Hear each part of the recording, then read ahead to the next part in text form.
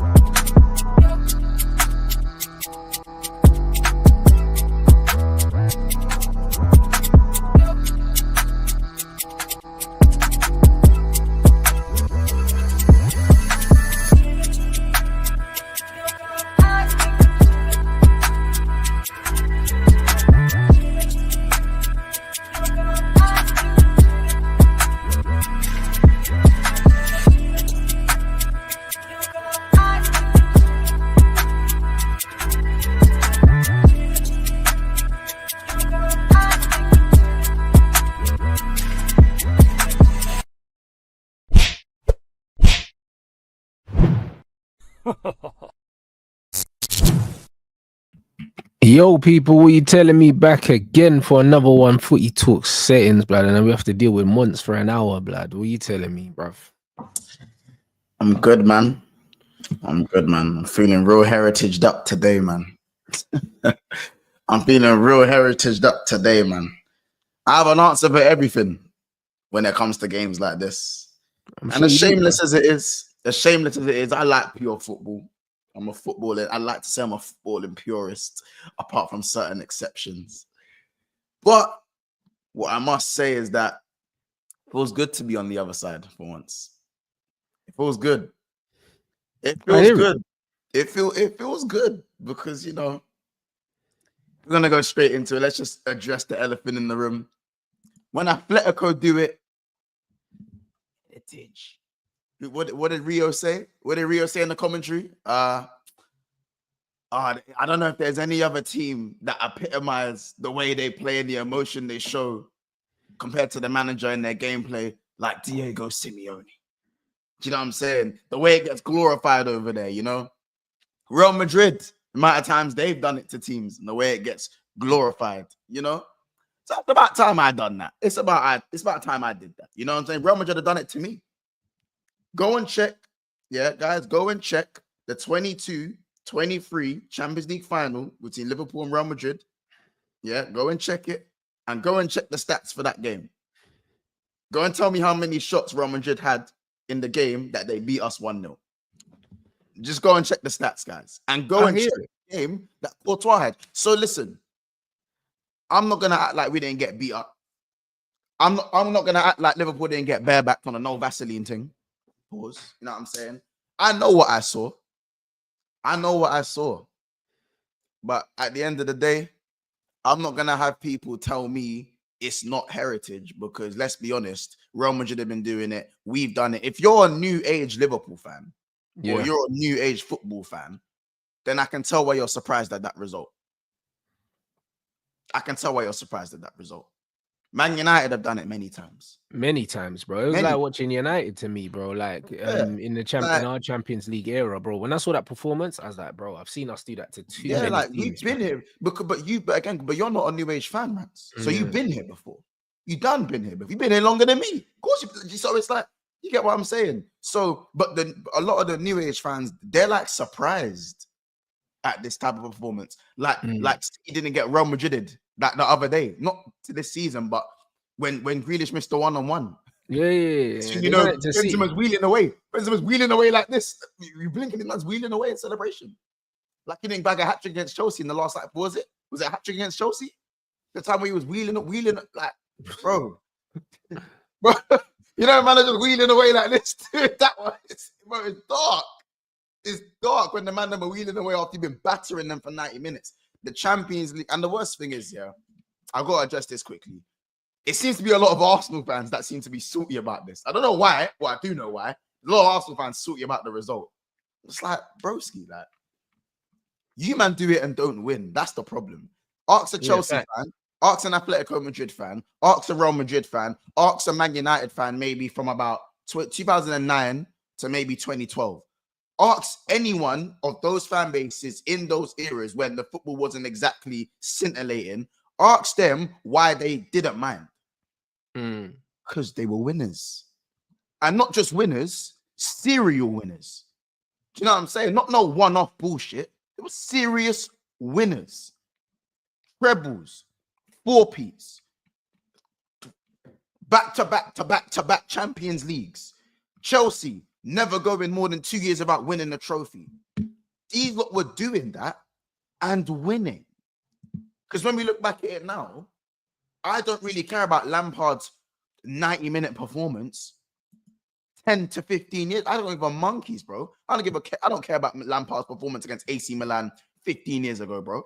I've made that up, by the way. But you guys get the drift in what I'm saying. Of course. You know what I'm saying? They remember the name etched on the back of that trophy. And remember, this is knockout football.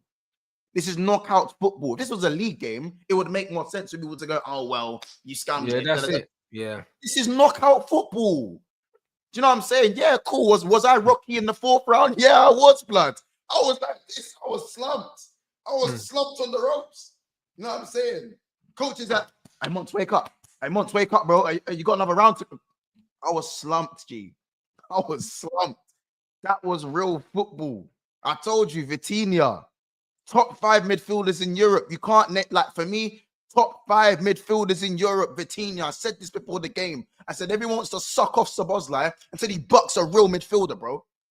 Yeah, he was awful yesterday. Do you know what I'm saying? Grav weren't even that good, but I seen Grav beat up Real Madrid, so I give him the one blight. Give him the one blight. Do you know what I'm saying? But even then, when I'm saying when you buck a real technical, do you get it? I said Vitinha or Coutinho. I couldn't tell the difference. Was I seeing Coutinho or was I seeing Vitinha? Bro, they both had the fringe. I couldn't tell. You know what I'm saying? No discrimination thing, but I couldn't tell.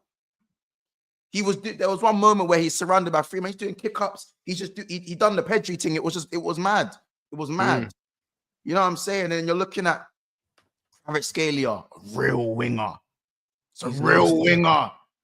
Osman Dembele. I said Dembele was going to beat up Robertson. I said he's going to beat up Andy Robertson. Andy Robertson was, he did, bro, he done it and he was like this. Yeah, it was nuts. The free shame was this. Yeah, it was. It was crazy, and he just touched it round him, bro. Yeah. He didn't even do nothing crazy, you know. Yeah. Man just touched it round him and just left him on the floor, like basic. Left him. He saw, but you know, Robbo loves to commit. Loves to commit. That's meat and drink for any winger. I was. You get it? I still play out wide now today. Like I know, bro. If a defender always dives in, you're done. Dive in again. Dive in again, bro. Dive in again. Do you know what I'm saying? And it weren't just once. There was a time where he span around, done the Beyblade thing, bro. He let it rip. It was peak. So, at the bottom line is, when you have a world-class goalkeeper, that's what you can do to teams. They can win you games. That's when you earn and every top team needs one of those, bro. Like, there's games where your goalkeeper's got nothing to do, and there's games when your goalkeeper keeps you in the game, bro. It's literally their job. Yeah. It's literally their job, bro. Yeah, like obviously that performance was like a mad thing, but it is ultimately their job to do what we saw Alisson do. And it's good and it's amazing having goalkeepers like that, because the greatest teams have always had great goalkeepers. David De Gea in his prime, he'd make saves that would genuinely demoralize your opponent. It would genuinely go, bro, man, them, we ain't bagging today, innit? Like, it's that one. You know, that them things there, we're not back. Like, are we gonna, you got big boy strikers questioning, are we bagging today? What do I have to do to score? That's what De Gea had man doing. That's what Van der Sar had man doing. That's what Petr Cech had man doing. That's what these top goalkeepers had man doing. Prime Iker Casillas. That's what these top goalkeepers had. And what it does is it opens a little window to win the game or to draw the game or to do whatever you need to do to progress. Because away goals was a thing back then, innit? So especially with away goals, like if the away goals rule was a thing, then it's even more. It means even more to not concede an away goal. You know what I'm saying? So not in this, but I'm talking in general. So there's obviously a lot of things to touch on in terms of individual performances, but just on the basis of smashing and grabbing away from Paris, bro, the motive was to not lose. That was the motive. And the motive was just don't lose. Go back to Anfield and we'll go, and then we'll throw hands. But we just done one better. One shot, one goal. Ask them what they would ask any PSG fan what they would have rather. Beaten up a team for 90 minutes and lost, or smash and grab the win. I hear it. No, I hear it, bro. Like, nah, you lot done a proper job on them, bruv. It's one of them ones. I was watching the game, and it's like, I've just watched too much football in my life, bro. I was like, I know exactly, I know where this game is going. I know what needs to happen. Do you know what I'm saying? I called the substitution. I called what was going to happen. And it happened, bro. Like, I was watching the game and I was like, bro, like, I've seen this so many times. So many times. Liverpool's defensive shape was brilliant, bro. Like, I was watching the game and I was like, yo, these men have locked these men up pretty much. Like, your goalkeepers made some good saves, but most of them were comfortable, bro. Like, the save that he made from Dembele with his feet, and then my man went round and then someone blocked it on the line or something like that. It was Barcola, I think, got the rebound, didn't it? Yeah. But the save with his feet, he kind of saved it with his feet and his hand at the same time. Like, that save was unbelievable. All the other saves, he got two hands on them. When a goalkeeper gets two hands on it, it's comfortable, bro. Like, Alisson's positioning and his footwork is so good, Anything that was anywhere near, he's getting two hands on it, not one, and he's pushing that out the box. It was none of this dropping it in front of him like Onana. My man was getting two hands and pushing the thing either behind the goal or that shit's going out for a throw-in, bruv. He got two hands on everything. It was a goalkeeping clinic yesterday, and there was even one cross that he blocked across the 6-yard box. And he slapped it. And he slashed it. When he done that, I was like, they're not scoring today because you're supposed to command that 6-yard box. It's not just protecting the goal. Anything across that 6-yard box, the goalkeeper's supposed to be cutting that out.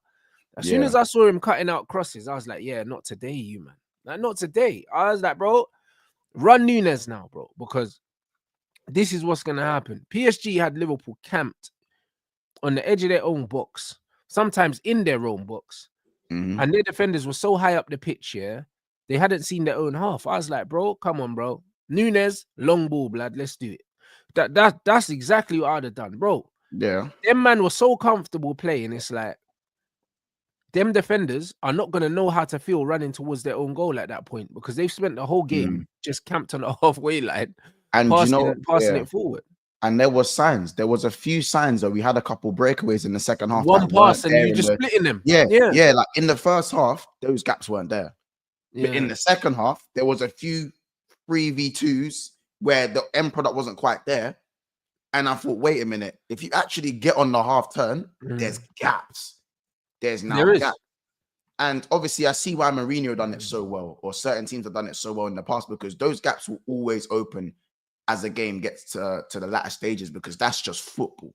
Fuck the tactics. Fuck the tacticals. That's just football. Gaps appear towards the end of the game. No team plays a perfect 90 minutes. No, both teams are always going to get chances, whether it's from a set piece or something. But I saw the gaps with Liverpool. When they did actually win the ball, they were playing one pass through the lines. And it was just... And it was literally, they were turning and breaking on PSG's defense. Like, one pass was going through the attackers and the midfield. And I was like, ooh. That's why I was like, yeah, get Darwin on now. Because I was looking at it, and outside the box, man, Jota, I think he's awful, bro. I'll be honest. I think he's so scatty on the ball, blood. Like, outside the box, he don't give enough in it, and he's small as well. Like, it's one of them. So it's like he's not really a physical presence here in games like that. So I was like, this is perfect for Nunes. This is Darwin, because even Darwin, he'll run offside, and it's like even though he's offside, he's giving them man something to think about, because he will push them back, because he'll try and get in behind. Like Jota tries to try and play, but he can't play. Like, so I was like, nah, this ain't the game to play. This is the game to just get these guys going the other way, innit? Do you know what I mean? And manager substitutions, both the players he brought on combined for the goal, bro. Yeah, and this is why I say coach is coach, man. Because obviously, not like, listen, I already said, I do feel like he might have got it wrong by playing Diaz and not playing Jones. I think he kind of identified that. He had definitely identified it, which is why Jones come on as early as he did. But bro, like, when it comes to making substitutions, they took off Kvaratskhelia, Nunes, Harvey. Do you know what I'm saying? It was almost telegraphed. I know it sounds easy now to say it was telegraphed, but if you watch enough football, it was almost telegraphed to see that it's a likely chance that Nunes is going to get that ball in behind at least once or twice. No, 100%. You saw a warning sign the first time. I think the first ball was slightly overhit. The second one ended up with a clash between him and Donnarumma. The third one ended up in a goal. Him. Yeah, there was even a chance here that Mo Salah could have played him in and he underhit the pass. Bro. Yeah. And if he overhit it like he usually does, Nunes is onto that. Yeah, because Nunes is that quick. Probably going to get there. And Donnarumma's very shaky at times. People don't know Donnarumma's a good goalkeeper, but I think he's very overrated at times in terms of... I think he's poor, bro. Personally, I think his best attributes is his stature, because he covers the goal so much. Yeah, because he's away with a lot of technical flaws in it. Like, even the shot, you should probably get a stronger hand to it as well. When you actually look back at the shot from Harvey Elliott, don't get me wrong, it's hard and low, but if you can get a hand to it, I think you should be better. You should at least tipping that onto the post or round the post. That's like, when I look back at it, obviously at the time I'm celebrating, I'm jumping up on that. But when I looked back, I was like, bro, like, keeper Sly could have saved that. Yeah, because it weren't right in the corner. But you know what it is? He had nothing to do all game. That's it. Nothing to do. This is why I say Alisson is one of the best that I've ever seen as well, because Alisson, there's been so many years for Liverpool and so many games where I've seen Alisson have to do nothing all game. But this is how you judge goalkeepers, on concentration. That was my problem with David De Gea. If we were under siege like Alisson, De Gea's making bare saves. Like, De Gea's best seasons were when we were shit, blood, because he was making 17 saves a game, and you get me. But it was the one where we were dominating, and then he had one save to make, and man's throwing it in his own goal. And that's when it started to piss me off. Like, the best goalkeepers, when they've got nothing to do, and then they pull out that save. This is when you're like, they're the real deal. Because growing up here, the best goalkeepers in the Premier League were always the goalkeepers at the shit teams because they were always busy, bruv. Do you know what I'm saying? You see, man, like Jaskalainen and that, bruv. Like, I remember that Bray, he was so good, He's so good at shot stopping. I was like, this brother was so wavy. But then I think, why is he not playing at a big team? And it's because man like him used to have all the save highlights on Match of the Day. But that's because he's facing 20 shots a game. Do you know what I'm saying? So you'll see him make like 10 saves and you'll think this guy's cold. They'll lose 3-0, but he's made like 10 saves, bro. Do you know what I'm saying? And you'll think this guy's wavy. But the thing is, yeah, it's not about having bare shots at you. Same with Tim Howard as well, bro. Like Tim Howard at Man United didn't make it because he didn't have a lot to do. And then he was conceding. But when he was at Everton, different goalkeeper. Because now you're making bare saves. Do you know what I'm saying? Shea Given and all them man there, bro. Like when Shea Given was under the cosh, Brad Friedel and that. Friedel and that, bro. When the man are under the cosh, bro, these men are making bare saves, bro. And you're thinking, hold on, yeah, why are these men not at top clubs? But this is why these goalkeepers, yeah, end up being number 3s at big clubs because they're good, bro. They're technically very, very good in it. So they're good to have around to help improve like other goalkeepers. And that's why you got Carson still at Man City and all these things. Because these guys are fundamentally good, but there's intangibles that make a top goalkeeper, and concentration is the most important thing, bro. And a lot of goalkeepers don't have that, bro. They don't have it, bro. And you can't play at a big club if you ain't got concentration, because you might only have one big save to make. But that could be the difference between winning and losing a game. That one save. But well, that's the mistake we made at remember, because people don't remember Sunderland Mignolet. Yeah. Bro, under siege, da. Even this one. Yeah. That one. Even that one on lock. But we went and fucked around and made him our number 1. Yeah, nah, it's crazy. Yeah, we fucked around and made him our number 1, bro. You know what I'm saying? Like, and that's the difference. Like, you can't make one of these guys your number 1. It's great to have them as a second choice. Do you know what I'm saying? Like your Michel Vorms and that. You know what I'm saying? Yeah. Michel Vorms and that. You can't make these man your number 1s. You got to make them your number 2s in certain situations, and you deal with it that way. But the guys, as I said, the guys that have the concentration to make the one save when it matters, again, as you quite rightly said, bro, those are the real deal.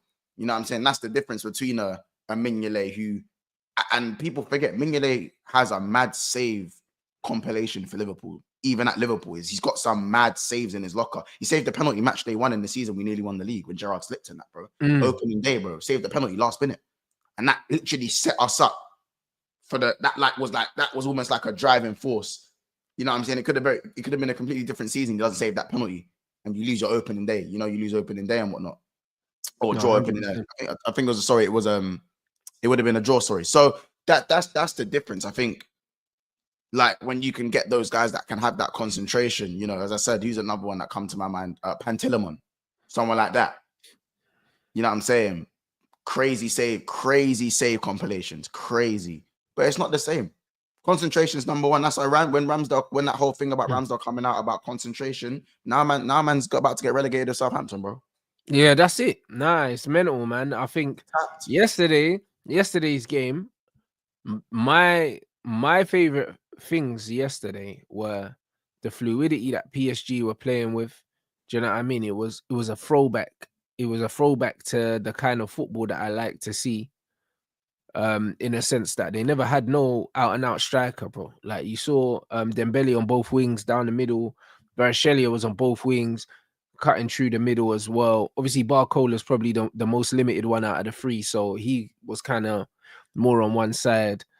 Free ball playing midfielders for PSG, but all of that got undone by a long ball, bro. Football heritage, bro. And this is why I say, bro, like, fuck all that fancy shit. Fuck all that fancy shit, bro. As much as I love football, yeah, and I love a good passing team, yeah, bro.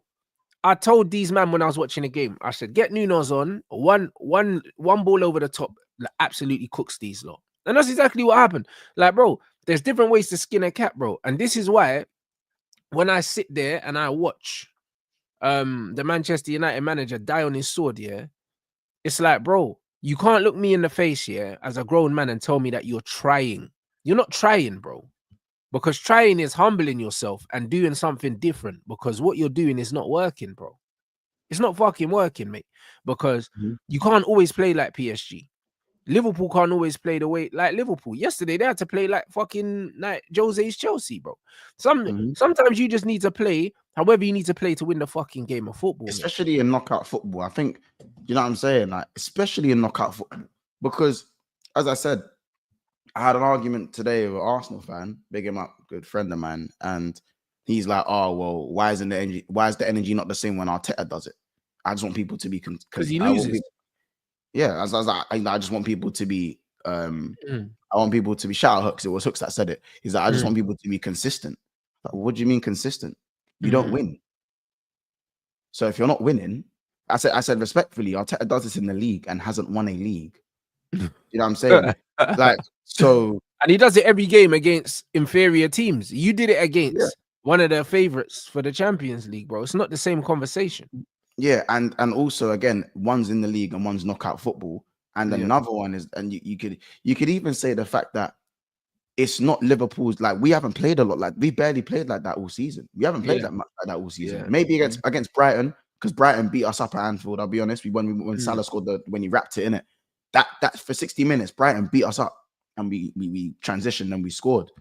You can maybe argue Brentford 2-0, but I don't think Brentford beat us up. But the point is that it's not been a common trend for Liverpool to play like that this season. No, not at all. We fans, can't associate Liverpool with a performance like that.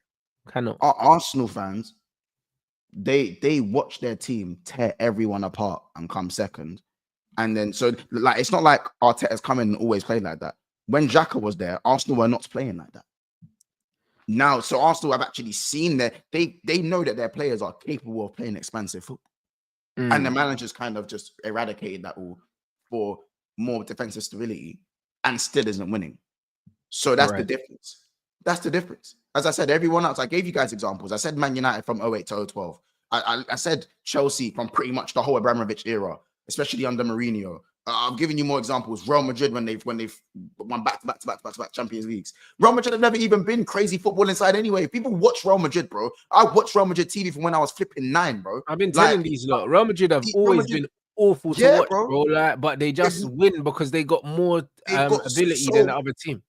They've got so much star power, it doesn't matter. They can play. They've always just had bare match winners, bro. Like, bro. And they're still a team with loads of match winners, bro. But they're not a great team to watch. They've never been. Even the Galacticos were not amazing to watch, bro. And they didn't win that much. Do you know what I'm saying? But they had so much quality on the pitch that most of the time, if one of them don't kill you, someone else will. Do you know what I'm saying? Like, they can't all have a bad day. Like, as I said, that's what I'm saying. So my point is that all these teams, they're all serial winners. Arsenal have not been serial winners in my lifetime since I've been existed on this planet. Even when I was in my dad's ball sack, Arsenal weren't serial winners, bro. So what's like? Because I can go back and look at the history. You know what I'm saying? You know what I'm saying? So, like, how about this? We've not been serial winners. So it's not me speaking from a superior, even though we are superior to Arsenal. It's not me speaking like, do you get it, bro? I just know what serial winners have looked like. I've seen enough examples of serial winners who haven't necessarily blitzed everyone with beautiful football. Don't get me wrong. There's ways to skin a cat. There's different ways to skin a cat. We've seen Bayern Munich win the six-tuple. We've seen Barcelona win the six-tuple. We've seen Barcelona do it the footballing way. We've seen Man City do it the footballing way. We've seen Man City stink it out also. Do you know what I'm saying? The bottom line is you got over the finish line. And this is not me saying Liverpool are going to win the Champions League, because if we play like that every game, you're not always going to get so lucky. We should have seen a red card. Kanate should have been sent off. Kanate should have been sent off. That's like, I can't. Apparently, the brother sent in the super chat, big him up. He said that Barcola was offside, so he wouldn't have been sent off anyway. Apparently, is it? I didn't know that. I didn't know that either until just now. But I don't know. Well, I have to see. But it looked like that. But to me, I don't know why. I don't even know why it wasn't even considered as a foul. Yeah. Like, it's a red card. It's a red card. Like, to me, it's a red card, isn't it? Like, but if he was offside, then fair enough. But the point kind of still stands is that the UCL will have a bogus decision. There's always a bogus decision in the UCL. And if you don't put your chances away, you're going to get punished. The UCL is the most unforgiving competition in the world of football. Facts. unforgiving. Do you know what I'm saying? Like, and the worst thing is when you're sitting there trying to explain why you didn't win, all you're hearing is champion, champion, with Champions League on man's head and that. Ole. If you never listening to you, No, I if hear you it. never listening, man ain't listening, bro. Man ain't listening. You know what I'm saying? When Barcelona beat you, man, 2-1, you think the man were listening, Rants? No, I hear it. When Messi took off his boot, you think man were listening, bro? Man was listening to the insole of his boot, bro. Like, man, like, and was that necessarily a pretty win for them? Was it a pretty win? Really? Didn't need to be. Didn't need to be. Mm. How about this? People aren't gonna like this one. Tottenham were better than us in the final that we beat them. I agree. Tottenham were better than I us. agree. Like, But I they was were like, how never did they scoring. fuck that up? But they were never scoring against us, Rants. They were never scoring. Yeah. They were better than us, but they were never scoring. And they weren't better than us to the point that PSG were better than us today. It weren't anywhere near that to that degree. But Tottenham were lively. They were moving the ball well. Pochball was cooking, but Kane weren't fit. To be fair, neither was Firmino. We had men that weren't fit either. But the bottom line is, when you're just better than someone, Poch you have to that, put blood. that ball in the back of the net. He should have not started Kane in that game. They probably would have won the game. Like, you know what I'm saying? But at the end of the day, they weren't better than us. I mean, sorry, we weren't better than them necessarily. I think they played the better football that game. But Van Dijk was in his invincible mode. That was when Van Dijk was legit actually invincible before that ACL. Yeah. When he was invincible, bro. When Son was actually like, when Son was built like Ronaldo, and he had everything. Van Dijk was faster than that version of Son. So they weren't ever bagging. And the one time they did have the opportunity to bag, what did Alisson do? The free kick round the post, fingertip save. You know what I'm saying? Origi, 2-0. We've seen it. It's happened to us. It's happened to all of us. Bro. So my point is that I don't want to repeat myself too many times. Because I actually want to get into like certain things that I want to actually talk about PSG. Because I actually want to give them flowers, even though they lost the game, because I do want to get into the footballing aspect of it. But I'm just not having this whole lucky gimmick is dead, man. Yes, did we ride our luck at times? Yes, but at the end of the day, that in a cup run anyway, bro. Yeah, this is knockout football, bro. How did United beat Coventry last year, bro? It was nasty, bro. It was nasty. Yeah, it was, but it's not even just that, bro. It's like every single cup run, you have to ride your luck. Like it's very seldom, that from start to finish, you're just smoking teams all the way to the trophy, bro. There's always an element of luck somewhere, bro. Literally, we've won trophies in the last 2 seasons and haven't been the best team, we haven't been the best team in the competition either time. Do you know what I'm saying? It's one of them ones. Even when we beat you guys in the was it the semi-final? When we beat you in the semi-final, quarters, we were getting murdered in the first half. I thought, bro, we got beat so bad that Liverpool thought they'd won the game at half time, bro. And then we ended up coming back, but we were getting murdered. We were getting murdered. We were getting Olayed in that game at 1-0. Yeah. And then we ended up somehow. Do you know what I'm saying? Sure you had like 0.01 XG or something as well. Bro, we got murdered, bro. Like, and the thing is, no one remembers that now. Everyone just says, we won 2 trophies in 2 years. We got murdered. Like this. Yeah, we got murdered, bro. Do you know what I'm saying? So it would be mad disingenuous to then turn around now and be talking all kinds of shit about luck and this, that, and the other, because we've been probably the luckiest team and the unluckiest team in the league at the same time, bro. Because we're lucky that we won 2 trophies when we've been diabolical. Do you know what I'm saying? And we're unlucky as fans, Like, it looks like our manager, currently, it's like he hates us, bro. Bro, when I see this Ruben Amorim talking, he's talking like he hates us, bro. Like hates our fans, like he's trying to punish us, bro. Like honestly, he's trying to punish us, bro. Like I've never heard a man say I think he hates us, bro. Listen, if you've seen the last presser, this bro's out here like he wants us to suffer to prove a point. That's what it's starting to feel like that, Do you know what I mean? Like, if you watch the last presser, I haven't seen the last presser. It was mental, bro. Do you know what I mean? The guy pulled him up on his comments about him saying, we might not win it with me. And he was just like, listen, I'm not changing the way I see football, innit? It's not about the system, it's about the way I see football. And I've got an idea, and that. It's like, bro, you shouldn't have one idea, bro. That can you not see that that's not the problem is you have one idea. Do you know what I mean? Of how to play What football. if that one idea is not good enough? But that's what I mean. Yeah. Do you know what I'm saying? And your small sample sizes, I call it, worked in Portugal. This ain't Portugal, bro. Do you know what I'm saying? You can't have one idea. Well, Do you know what I'm saying? listen, And we this eat is what's killing me. crumpets over here, blood. They eat Bro, crumpets it's over here, killing me. It's killing me. And then they asked him about the Cheeto thing, yeah? And it was him, bro, why Cheeto weren't in the team. I told you, look, it was him. Everyone was trying to make out like it was, everyone wants to blame Ineos for everything. The Brer said at the time, yeah, Xerxes and Rasmus were playing in the same position. So he said we had 2 strikers already, so we didn't register him. It was his choice, bro. As soon as Rashford left, he should have fucking registered Cheeto, blood. He should have. Now you don't have him in the Europa League, and it's just now we don't have him, but we got fucking Fletcher registered, bro. And he's not even with the squad. Darren Fletcher's you, blood. Yeah, and he's not even with the squad. Bro, they asked Fletcher him. has a son. He's got 2 sons, and they both play for Man United. Bro, he ripped Arsenal in the FA Cup the other day. He bins them out. Bro? Yeah. You see when you said Fletcher, my brain was like, wait, what's... Bro, listen to what I'm telling you. The manager said, we already had Xerxes and Rasmus as strikers. So he said we chose not to register him. That's what he said. And then then they asked him, why have you brought such a small squad?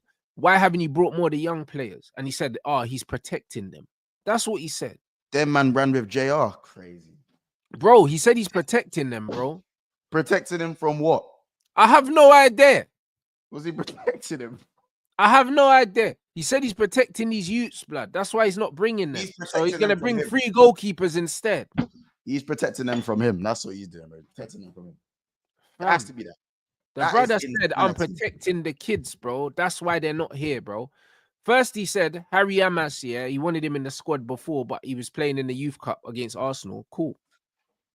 Then they said, what about this player, that player? And he said, no, we're protecting the academy player. Bruv, there's nothing to protect, bro. We're bare bones, blood. Why are they not here? You're 14th and have nothing else to play for but this Europa League. Bro, that's why he's a coward, bro. You don't want to give these man minutes because he's shook. That's the truth. The truth is, yeah, he thought, yeah, that he was gonna do better than he is because he always kind of does well everywhere. And you know what's mad about the sporting thing, yeah? Everyone likes to try rewrite history, bro. They talk about him, yeah, like he took over Sporting and they was in the relegation zone. Them motherfuckers always finish in the top 6 anyway, blood. Like I don't know Sporting to really be finishing outside the top 4 in Portugal like that. Do you know what I'm saying? Like I'm not gone a while without winning, but they've gone a while without winning. But I'm not gonna pretend, yeah, that I watch bare Portuguese football. But Sporting have never been finishing 8th and 9th, blood. They've always been a top team in Portugal. They've always been, yeah, a top 4 team in my head, innit? Like even if they haven't won nothing. So going and taking over a team, yeah, that was in the top 4 and winning a title with them within 3 seasons, yeah. It's not magic, blood. You know what I mean? It's not magic. I'll be real. It's not magic. It's the same as the Leverkusen thing with Alonso. Them man were like, he took over Leverkusen when they were like in the bottom half of the table, yeah, and then the following season, brother, the season before that they finished 3rd, cuz. You know, like they were just having a bad run.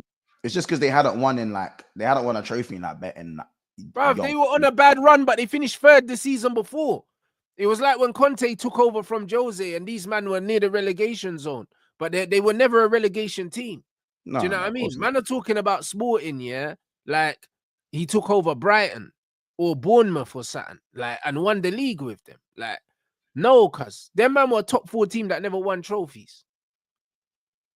Do you know what I mean? It's kind of like taking over Arsenal and winning the league now. If you take over Arsenal now and win the league, it's not magic, bro. Even though they haven't won a league title in 20 years, which is, I think, how long Sporting hadn't won one. So it's like taking over Arsenal. So imagine, yeah, if some manager takes over Arsenal right now, yeah, and in 2 seasons win the Premier League, it's not magic, bro. Like they finished second in the league for the last 3 years, blood. Do you know what I mean? Like, and this is what it is. So, like, man are going on. Like, this guy went to the shittest team in the league, yeah, and turned them into champions. It wasn't that, bro. It wasn't that at all, bro. So it's like it's very, very possible, yeah, that he's just out of his depth at Man United because the job's way bigger than him, bro. And people are over sensationalizing the job that he done at Sporting, yeah, because in Portugal they're shit, blood. That's it. They're just shit in Portugal, bro. But they're not a small club. But in Portugal they're shit. So, and when I say shit, I mean they're like Arsenal, blood, without the FA Cups. And that's not their shit. Like, they'll still beat teams, but they don't win trophies. I was going to say Spurs. To be fair, it's like winning the league with Spurs, but not Spurs, innit? It's like winning the league with Spurs. Spurs are a top 4 team most of the time. I think Spurs have finished in the top 4. In the last 10 years, Spurs have finished in the top 4 more than 5 times, innit? Yeah. Yeah. So, yeah, there was a time where Spurs were finishing top 4, finishing above Arsenal even. When Arsenal finished 8th twice, I think Spurs finished in the top 4. Spurs were above Arsenal for 6 or 7 years. All right, cool. So it would have been taking over Spurs after Pochettino had these men in the Champions League and then winning the league. Do you know what I'm saying? Like, at that time, with the players he had, it wouldn't have been magic, bro. They got to a Champions League final. And they finished second, I think, twice. Yeah, exactly. All right, cool. So let's just say that then. Do you know what I'm saying? At that time, it wouldn't have been unbelievable. Do you know what I mean? But Sporting are a big club. So, obviously, they love their fans love the fact that they weren't winning and they've won, and it's the relief and all that. But when you actually dissect it, man never took over.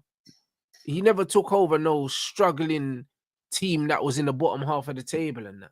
Like, he didn't take them over 13th in the league, bro. Like, when man say they had no success, it's because top 4 don't mean nothing there. That's the reality. So this job is too soon and too big for him. That's what I'm seeing. I'm seeing this prayer say, yeah, oh, it's not the system. It's not the system. Like, and they said, oh, Ruben, like, you're not gonna I know you said you're not gonna change and that. He's like, oh, it's not the system. He's like, it doesn't matter if you're building up with 3. It doesn't matter if it's 1 midfielder and 2 defenders or it's this, that, and the other. Bro, listen, I don't need that shit, bro. I don't need you to go on like man need, yeah, like fucking quantum physics degree or something, yeah, to work out football. Football's not that difficult, mate. I just see Liverpool win a game yesterday against a team that was playing this fucking sensational, do you know what I mean, trigonometry, triangles everywhere, and man just kicked the ball long and flicked it onto man and scored, bro. Do you know what I'm saying? Like, football's not that complex. Sometimes it's just a long ball and a flick on, mate. Do you know what I mean? Sometimes it's not play out from the back, wing backs push up, 10s drop in, this, that. Sometimes just a long ball and a flick on, mate. That's football, innit? Football don't have to be, it don't have to be mad complex, bro. It don't. Do you know what I'm saying? Look at Man City, bro. They spent 200 million in the fucking January window just to get smoked at home by Liverpool anyway. Do you know what I'm saying? Like, it just don't matter. And get beaten up by 5-1 by Arsenal with barely. But that's what I'm saying. With no attack. Thank you. And then man want to do this death by 1,000 cuts shit, bro. That's not football. Sometimes it's back to front as quickly as possible. Don't let the opposition set up their rest defense. Just kick the ball over them. That's it. Yeah. That's it, bro. Like, bro, how many times yesterday with PSG, the fullback just clipped the ball down the line to the winger and he's just taking on his player, bro. That's it. No fancy build up through the middle, bro. PSG's best build up actually came from the over the top. So when Alisson made the first Dembele save, and then when Barcola went through and it was the red card shout, those were balls over the top. That, like, cool, they had other chances while building up, but they actually only had 1 or 2 in their actual build up. Bro, there was a time where Mendes got the ball, received it, a man just just clipped it down the line straight to Varashelia, bro. Man don't need to do none of this centre back to centre back into the DM, back to the centre back, through to the 8, back to the 6, forward, bro. Clip down the line, bro. We're off. Do you know what I mean? We're off. Man don't need to do all this shit, bro. Man, listen. You know what fancy football is to me, yeah? Having 11 technically competent players, bro. That's it. Because football can't look bad when everyone's got a first touch, when everyone's got a wait a pass. It doesn't matter, bro. Like, I can play beach volleyball, blood, and it will look like some of the best football you've ever seen, mate. You know what I mean? I'll ping a 60-yard ball into a man's chest, he chests it down, next man dinks it over the top, crosses it in, goal, blood. Ball ain't touched the floor, fam, and it looks amazing. A man will say I'm hoofing it. Who cares? Do you know what I'm saying? Like, at the end of the day, yeah, what's the point? What is the fucking point? I think because I'm in 100 passes when I can do it in 5. I think the chat are being I think there's a frustration in the chat, but I think you lot are kind of misunderstanding what Rants is saying. I think it's not we're not saying it has to be the norm for you to just kick it over the top and that to be your philosophy. It has to be an option. But you need to be capable of having a way of playing that isn't necessarily slow and lethargic. And, you know, because when there's 5 minutes left to play of the game, the 100 passes that you've made have killed off half the time you have to actually try and put the ball in the back of the net. I think that's what it is. It's more of an alternative that needs to be had, or like not where it's like that is your first port of call. Because if your first port of call is only to play over the top, then that is why you're a manager of a lower league. That is why you are compared to a Sean Dyche. That is why you know a David Moyes. These types of managers. That's their plan A. I don't even like when it's your plan A, it's a problem. I think just I just wanted to clear that up because I think some in the chat were like, oh, but well, you didn't like Ten Hag, or you didn't like, but you don't like what Amarim's doing now. But well, that's because again, if it's your plan, it was Ollie's plan A to be a counter-attacking team at Man United. To sit back and then try to hit teams on the blade. That was their plan A. When Man United weren't playing well in their pomp, that was their plan B. Go direct. Go direct and let Ronaldo and Rooney and Tevez. But I even said that, even with Van Gaal, our plan A was possession football. But then, bro, when we needed a goal, we'd stick Fellaini up there and go long, bro. We weren't afraid to mix it up. And I respected that so much because it showed, that Van Gaal wasn't too proud, to not try and win the game. And they did try to, and I'm not even gonna, and again, this way there's no slight on Luis Enrique and the way they played today, because when they put Ramos on, they did start swinging more crosses into the box. They become, but that's just unfortunately why the game also opened up as well, because when you start swinging in crosses 24/7, you're losing the ball more. You're losing, there's more turnovers and you're committing more bodies in the box, leaving more gaps in that first third. And when you break that first third, like we did in moments before the goal happened, spaces open up on that halfway line. And but I like the fact that he went through it though. You know them ones, and that's what I commend him for. Whereas I'm not seeing that. Like when man's saying, why you blame the manager if you got such mediocre ballers? You know why, bro? Because one, if you play to their strengths, there's a few of them that are not mediocre. And two, when you are completely ignoring the tools you have, at the club in favor of an ideology, because that's what it is. Because he's saying, I don't want to change the way I see football, bro. It's an ideology, bro. There's not one way to play football. There's not one way. We have preferences as fans. But there's so many ways to play football. So many effective ways, so many non-effective ways. And sometimes it's just what is the weakness of your opponent? And do you have the players and the know-how to adapt to your opponent? And I think that is a massive thing at Man United that hasn't been there for long enough, is that you have a mix of both. You have a manager that's not willing to have alternatives, and the players aren't adaptable. You don't have enough adaptable players throughout your squad. You've always been very adaptable in your pomp under Fergie, and even under times under Van Gaal, even under Mourinho at times, that you have players who can adapt. Because you can never tell me guys like Martial were only transition players. Martial is very technical. That's extremely technical. Which way he wanted to play. I don't think that's the way. I don't think the way Martial was asked to play a lot of the times is the way he'd prefer to play. You know what I'm saying? But he was still adaptable. Lukaku, everyone laughs about Lukaku's first touch, but it's not about his first touch. It's about the fact that he can hold a defender and they won't be able to move. So he was adaptable.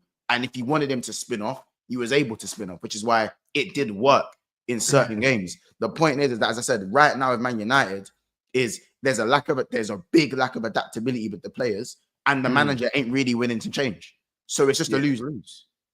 It's a lose-lose right now. Not every single player is not adaptable, but too many players in the squad aren't adaptable.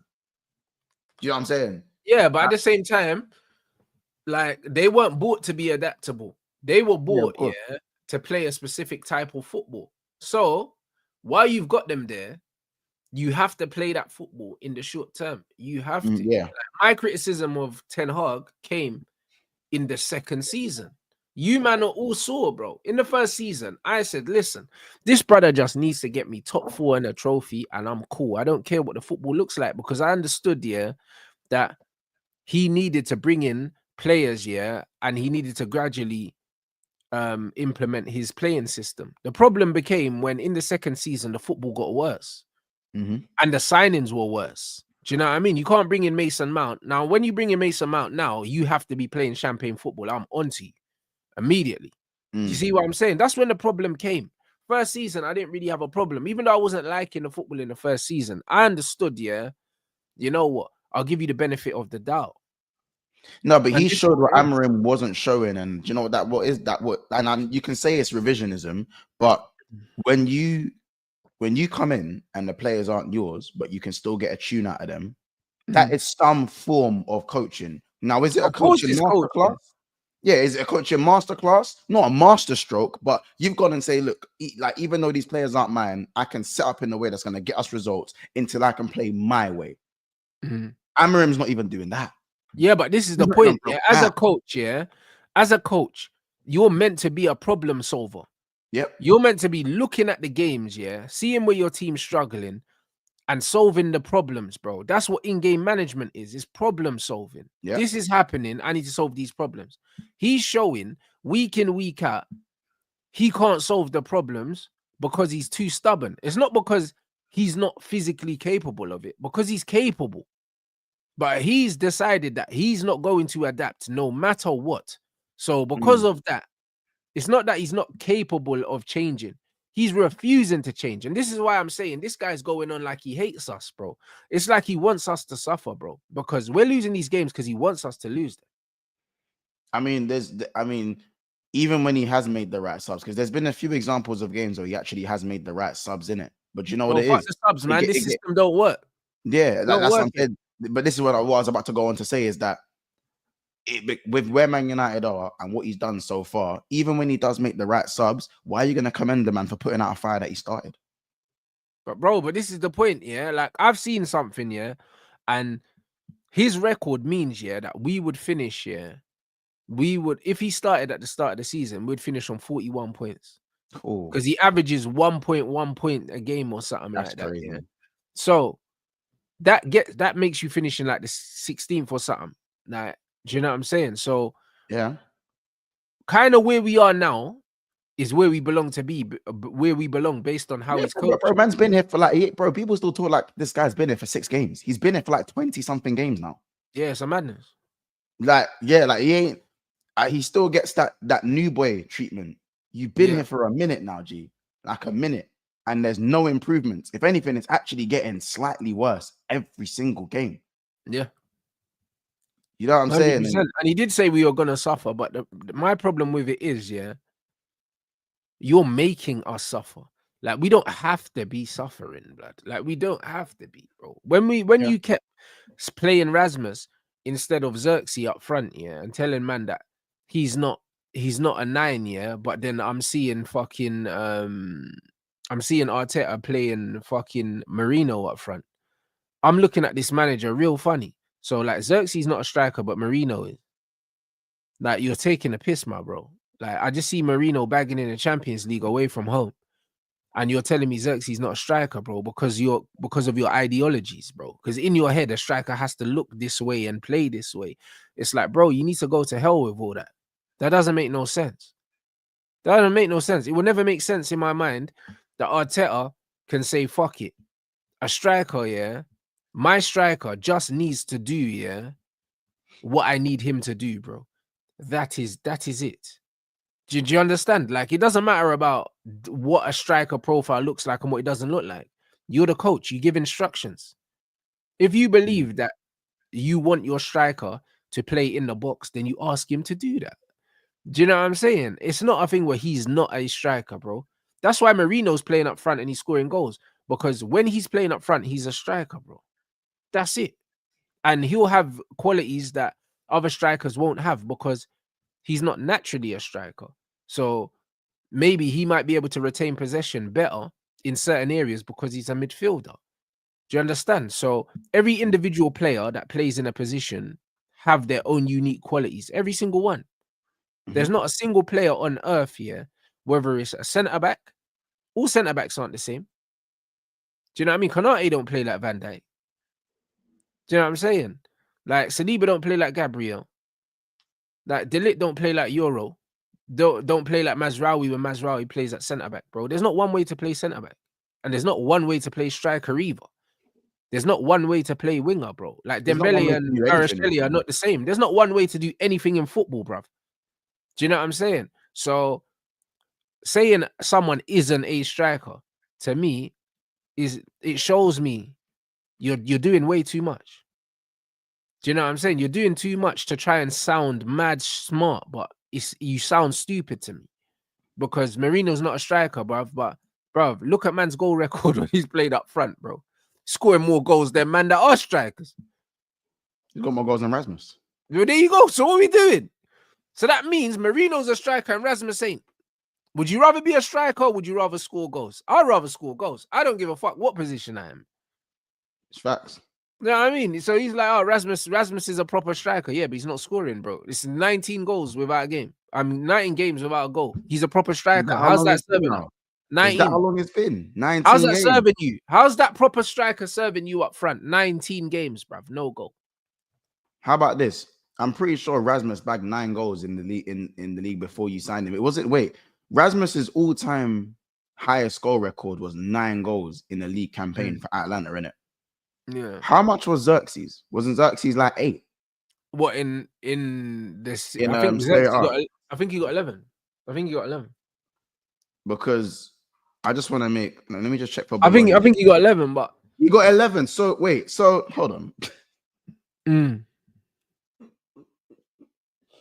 Xerxes the one who claims he's not even a striker himself, and he's got a higher goal scoring campaign all time. Yeah, he got team of the season as well. Rasmus didn't get that. Because Rasmus, how much has Rasmus get at Atlanta? I think 9 or something. Must have been 9, innit? Brother, it was.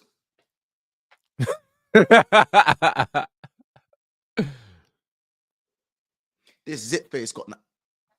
Yeah, that's what I'm saying, bro. And we got zanged for 72 mil. This is what I'm saying, bro. He's never scored more than 9 goals in the league campaign. He got 10 last season. I'm talking about before Man United bought him, innit? Before bought him. Yeah, we got zanged, bro. 72 M's for 9 goals. I also said at the time that is insanity.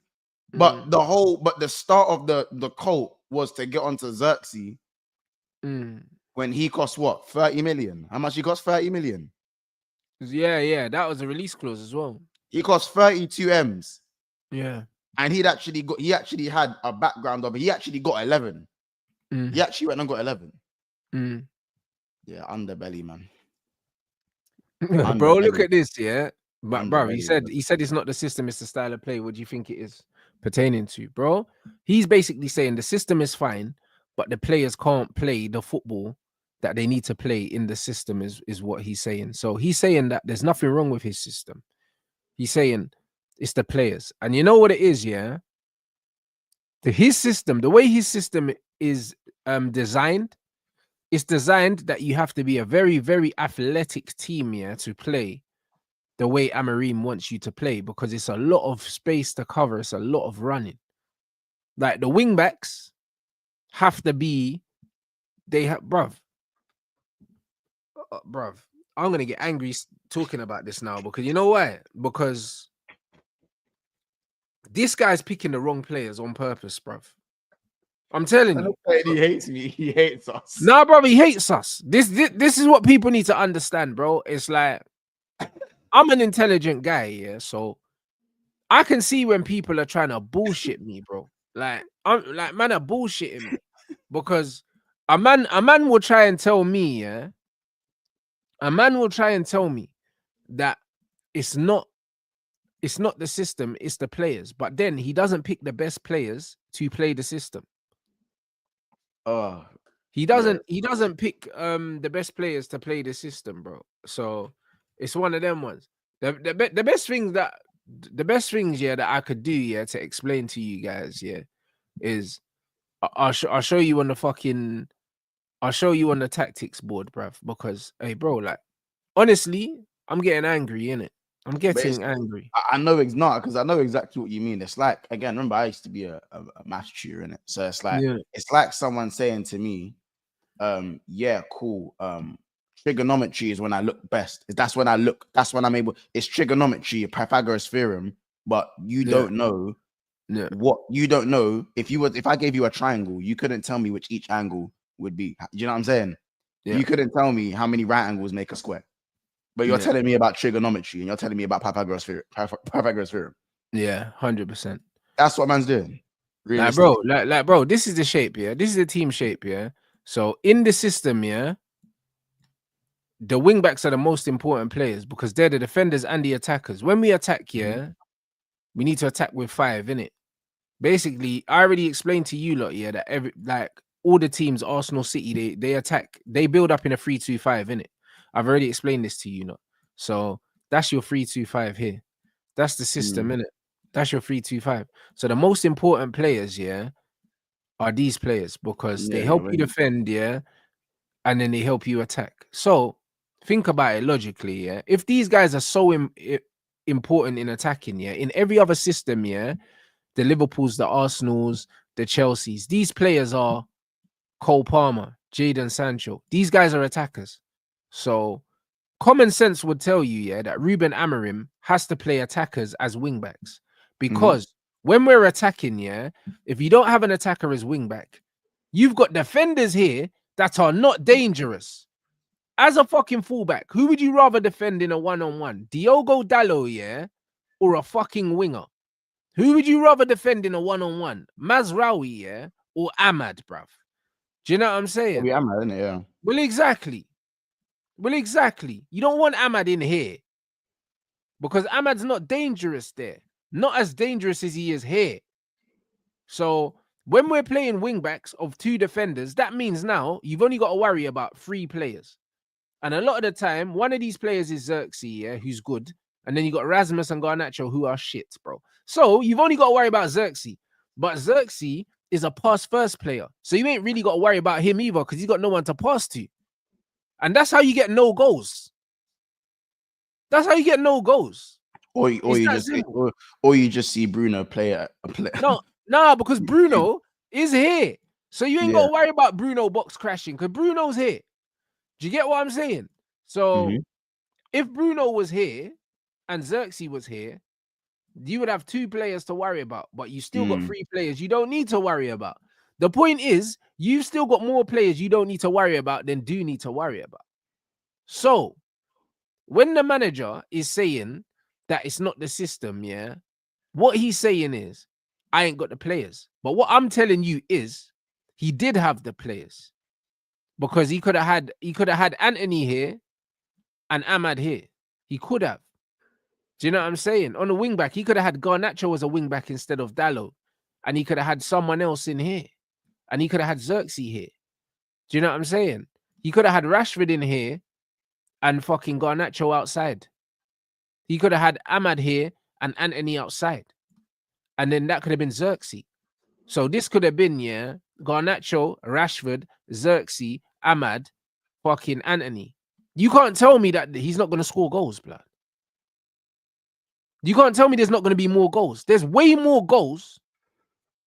There's way more goals with that 5.